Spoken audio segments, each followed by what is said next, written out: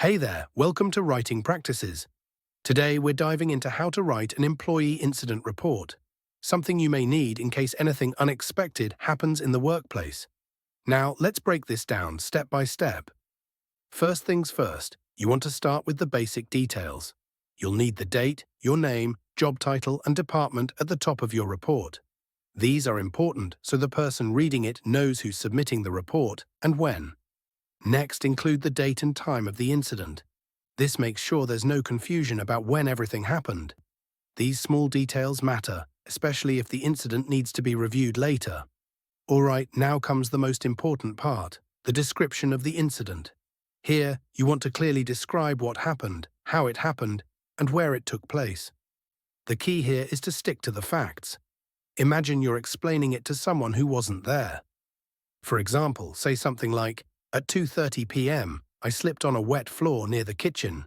No wet floor sign was posted at the time." It's important to avoid opinions or blaming anyone. Just lay out the facts in a straightforward way. Moving on, you'll want to mention if there were any injuries or damages. If you or someone else got hurt, describe the injury briefly. If nothing was damaged or no one was hurt, that's important to mention too. Next, if there were any people around who saw the incident happen, list them as witnesses. Having witnesses can be useful to confirm what occurred, so be sure to include their names and contact details if possible. Now let's talk about the immediate actions taken. Did you inform your supervisor? Did someone help you, or did you get first aid? Write down what happened right after the incident. This shows that the situation was handled promptly. For example, you might say, "After the fall, I informed my supervisor and was taken to the medical office." You can also add any additional comments that you think are important, but only if they help explain what happened.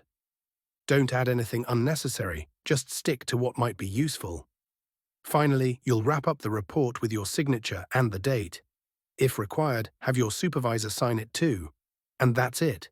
You've just completed your employee incident report. By following these steps, you'll make sure your report is detailed, clear, and helpful.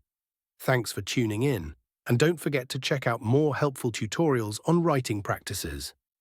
Happy writing!